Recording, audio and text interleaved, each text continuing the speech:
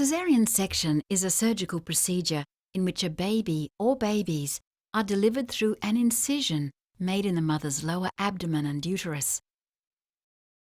A caesarean section may be planned or elective, that is, planned in advance, usually performed at or around 39 weeks of gestation, or an emergency or non-elective. Most commonly performed when you are in labour, often because labour is not progressing well or the baby is showing signs of distress.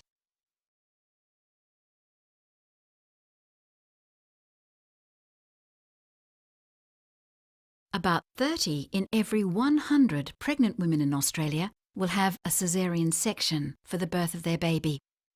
The majority are planned caesarean sections.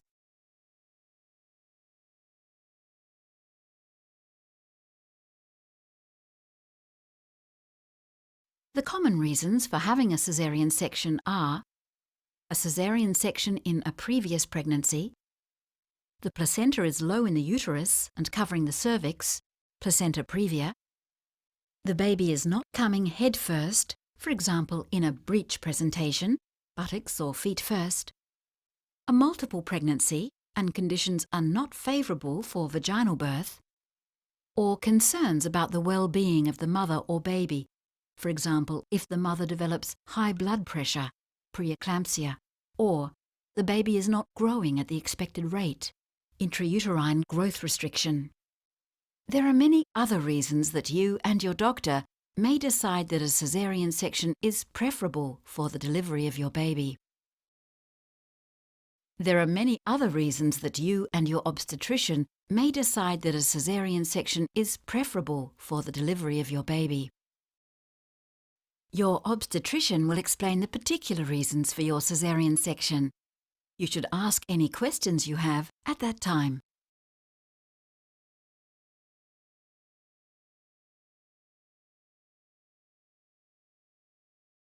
You will be provided with a list of things to bring into the hospital for you and your baby. Usually, you may bring a camera into the operating room to take photos of your baby as soon as he or she is born. However, most hospitals do not permit the use of a video camera in the operating room or the recovery room. In most cases, you will be admitted to hospital on the day of your surgery, accompanied by your partner or support person. You will be notified of the time from which you have to fast, that is, not eat or drink, usually for 6 to 12 hours prior to surgery. You will also meet your anaesthetist prior to the surgery. You may be asked to drink an antacid medication just prior to surgery to reduce the amount of acid in your stomach at the time of your operation.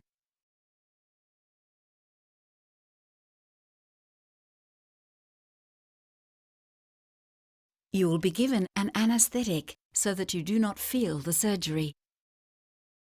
The anaesthetist will be with you at all times. There are two types of anaesthesia: regional anaesthesia and general anaesthesia. Both are very safe for pregnant women. If you have any questions about the anaesthetic you will be given for your caesarean section, you should discuss them with your obstetrician and anaesthetist. Before an anaesthetic is given, an intravenous drip will be inserted in your arm to give you fluids and medications during the surgery. A number of monitor leads will be placed on your chest, arm, and finger to monitor your heart rate, blood pressure, and oxygen levels in the blood during the operation.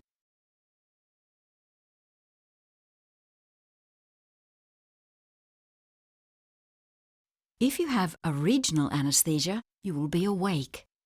Only the part or region of your body that is going to be operated on is numb.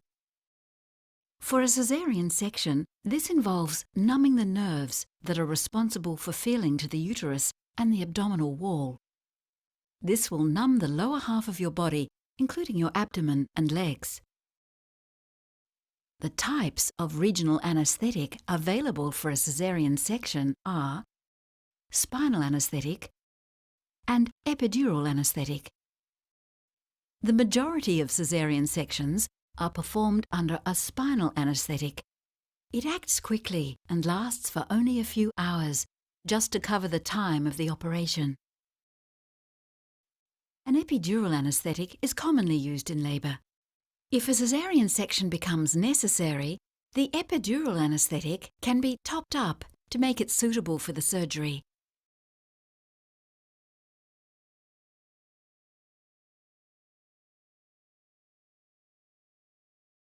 For most women and babies, it is preferable to be awake for a caesarean section, but a general anaesthetic may be necessary if there are difficulties with regional anaesthetic.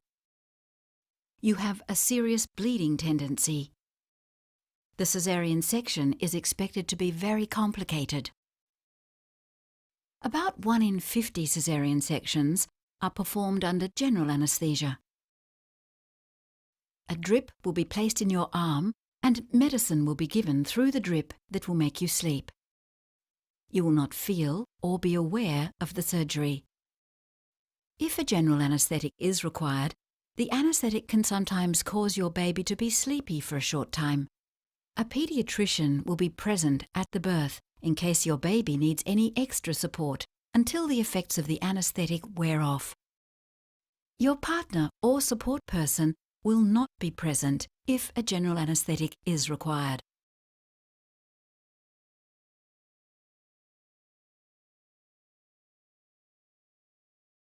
There are usually 3 members of the surgical team directly involved with the operation: your obstetrician, the surgical assistant, who is usually another obstetrician, and the theatre nurse. Also present in the operating room will be the anaesthetist, the paediatrician and/or the midwife, and/or the neonatal nurse, and the operating room support staff.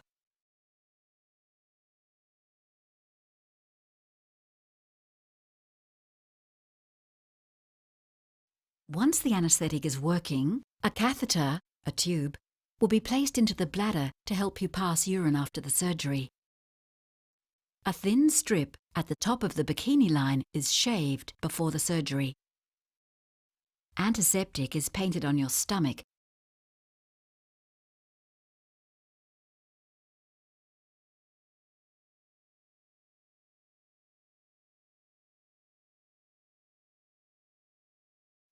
A drape, a screen, will be positioned to block your view of the surgery. If you have a regional anaesthetic, the anaesthetist will check that the block is effective and that you are completely comfortable before the surgery begins. Once the regional anaesthetic is in place, your partner or support person is usually able to come into the operating room to be present for the birth of the baby. They will sit beside you, but will not be able to see any of the surgery.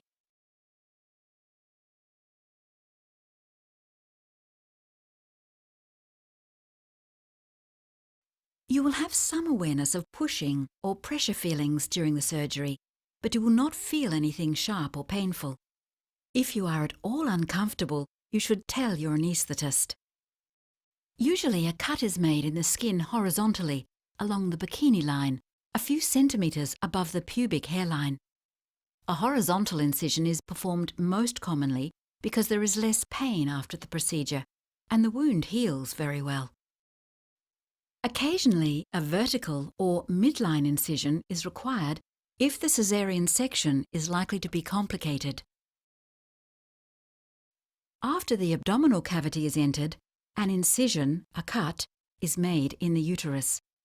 Usually the incision is horizontal or transverse. Once the uterus has been cut, the amniotic fluid around the baby, starts to drain. You may notice a sucking or slurping noise as the amniotic fluid is being sucked away from the operating field. The baby is usually delivered head first. Forceps are sometimes needed to assist with the delivery of the head. If the baby is presenting breech, the baby will be delivered bottom first. With twins, the baby who has been coming first will usually be delivered first.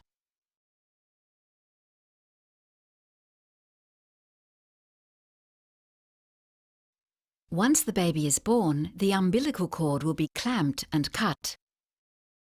You will be able to see your baby as soon as he or she is born. The midwife or paediatrician will then place your baby on the resuscitation trolley to dry your baby, ensure your baby is breathing normally, ensure your baby has a good colour and heart rate, trim the cord close to the umbilicus. Give your baby vitamin K if you have given your approval. Your partner or support person may be able to join your baby at this time. Your baby will be wrapped up to keep warm and brought over to you to hold. Depending on the effects of the anaesthetic, you may need some help to hold your baby. You may have some skin-to-skin contact at this time.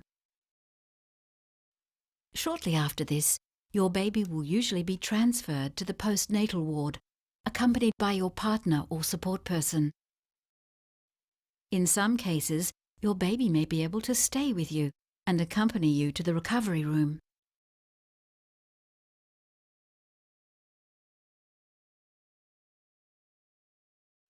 The placenta is removed and the uterus checked to ensure it is empty.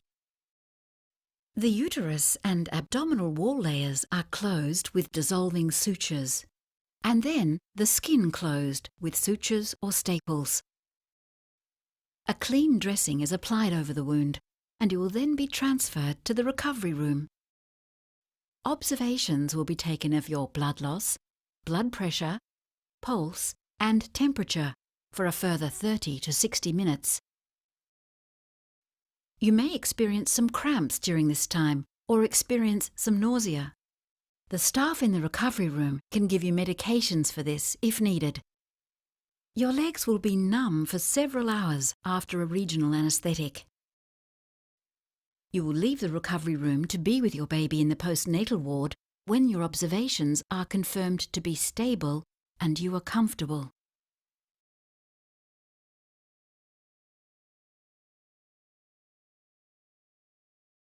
You will usually be able to start drinking a few hours after the caesarean section. Most women are able to eat later that day or the following morning.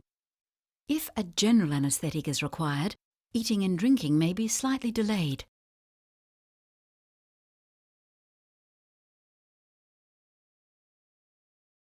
The catheter will usually be removed the day after your surgery. Occasionally, the catheter may need to stay in longer. For example, if there has been heavier than usual bleeding during the caesarean section.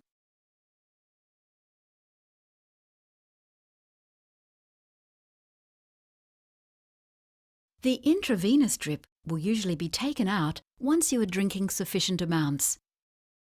Occasionally, the drip may be needed for longer if there has been heavier than usual bleeding during the caesarean section, or if intravenous antibiotics are needed.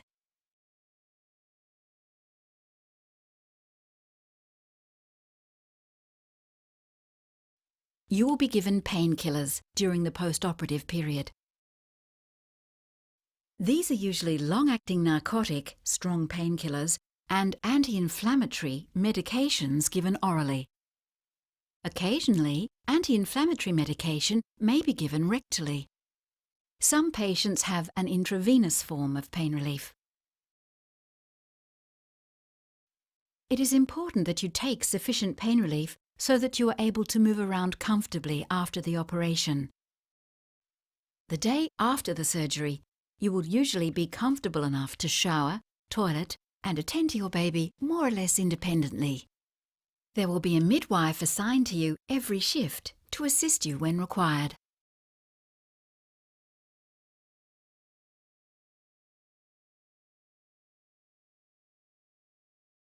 Initially, you will probably need some assistance with breastfeeding, but there is no reason why you shouldn't be able to successfully feed your baby.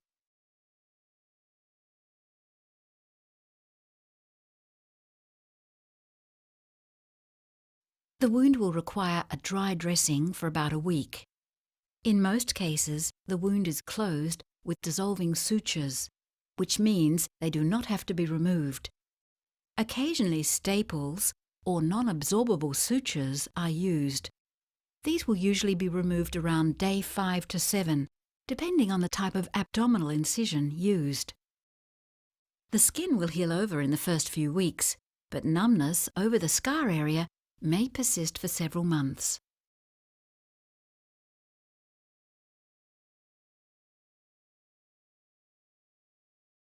Usually, you will be eating, drinking, moving comfortably and looking after your baby by day 3 after the surgery.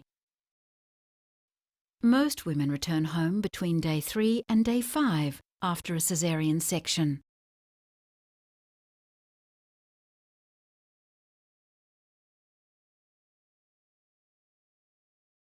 For the first few weeks at home, you will probably require some pain relief for wound pain. Your obstetrician will prescribe painkillers for you to use at home. Complete healing of the wound takes approximately 6 weeks. You should avoid heavy lifting and strenuous exercise for this time. Vaginal bleeding may continue for up to 6 weeks. As long as your bleeding is getting lighter in flow and darker in colour, this is normal. If your bleeding ever becomes heavy and bright red again, you should contact your doctor. Once the bleeding has settled, you may resume sexual intercourse. Most women will feel confident to drive after 3 to 4 weeks. It is important to check with your doctor and your car insurance company before you resume driving. You should have a post-delivery check of you and your baby, either with your obstetrician or general practitioner, at about 6 weeks.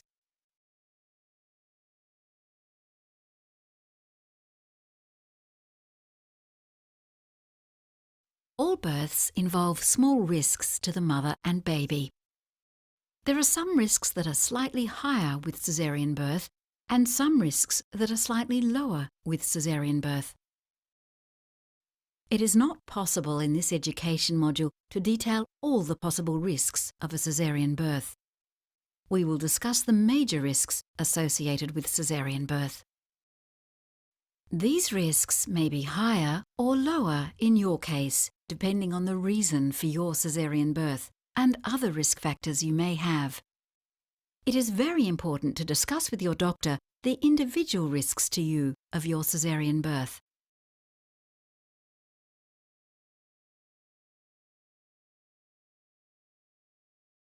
For most women, there is no increased risk of excessive bleeding or postpartum hemorrhage with a planned caesarean birth compared to a planned vaginal birth. In approximately 4 in 1,000 planned caesarean sections, a blood transfusion is required. The risk of bleeding is higher for births where the placenta is low-lying, placenta previa, or expected to be stuck, placenta accreta. In these situations, blood will routinely be cross-matched and available for your delivery. You should discuss the possible need for blood transfusion with your doctor.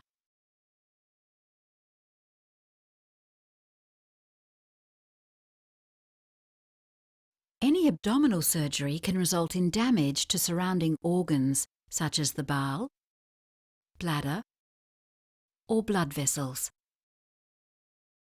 The risk of damage to these organs at planned caesarean section is approximately 1 in 100. The risk is higher if the caesarean section is particularly difficult, especially if there is a lot of scarring from previous abdominal surgery. If damage is done to one of these organs at the time of your surgery, this will be repaired. This may require an increase in operating time, making a larger abdominal incision than originally planned, increased blood loss and need for transfusion, a longer recovery period and hospital stay.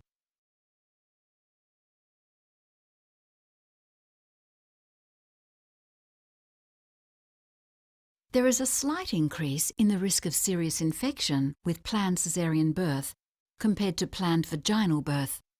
This infection most commonly comes from the wound, bladder, or lining of the womb, endometritis. You will be given antibiotics at the time of the operation to lower the risk of infection. It is important to tell your doctor if you notice any of the following after your caesarean section: a fever, redness, swelling, bleeding or leaking of fluid from the wound which might suggest a wound infection, burning, stinging or frequent urination which might suggest a bladder infection, excessive vaginal bleeding which becomes bright and heavy, having previously been lighter and darker, which might suggest an infection of the lining of the uterus.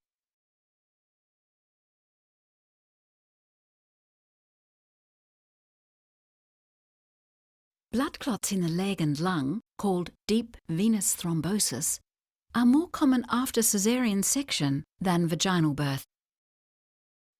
For this reason, you will probably be given blood-thinning injections for a few days following surgery. The duration of the treatment will depend on whether you have other risk factors for deep venous thrombosis, such as a family history of clots, your age, your weight, if you are a smoker. You should discuss the need for blood-thinning medication with your doctor.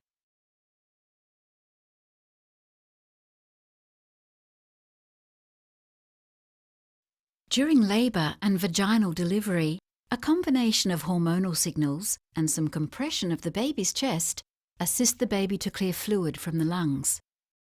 This is not the case with a planned caesarean birth, and some babies may experience breathing difficulties, respiratory distress, which is usually temporary. However, the baby may be admitted to the nursery for some help with their breathing.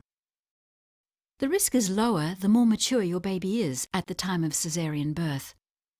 It is estimated that breathing difficulties, respiratory distress, occurs in 11% of babies born at 37 weeks, 6% of babies born at 38 weeks, 1.5% of babies born at 39 weeks.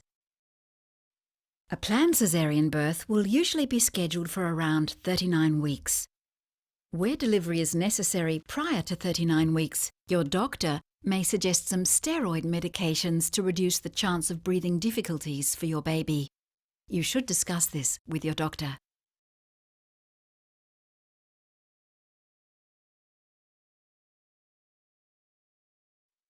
A caesarean section for one birth does not mean that future births need to be caesarean sections. Generally, it will be recommended for future births if you have had more than one caesarean birth, the incision has been a classical incision, up and down rather than left to right. Following just one transverse, lower segment caesarean section, you may be able to attempt vaginal birth next time. This is referred to as a trial of labour after caesarean section. Other factors to be considered when weighing up a trial of labour after caesarean versus repeat caesarean birth are the reason your caesarean section was done the first time, the number of babies you are planning for your family, the size of the baby in a subsequent pregnancy, the facilities available to monitor you in a subsequent labour, your personal preference. The majority of women who have a trial of labour after a caesarean section succeed in having a vaginal delivery. It is important to consider the benefits of a vaginal delivery, such as a shorter hospital stay and less pain relief when considering a trial of labour. However, there is a small risk of scar rupture during labour following a previous caesarean section. This occurs in about 7 in 1,000 trials of labour after caesarean section. Scar rupture poses significant risks to both the mother and the baby. For this reason, your labour will need to be carefully monitored. The more caesarean sections you have, the greater the chance that the placenta will attach to the uterus abnormally in subsequent pregnancies. This can lead to serious complications.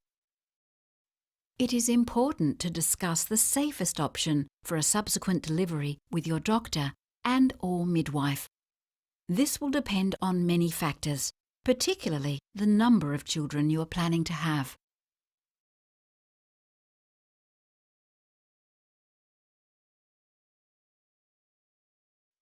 This module has been designed to provide you with important information about a caesarean section, what your care will involve during and after the surgery, the implications of both the anaesthetic and the operation, the major risks of this procedure.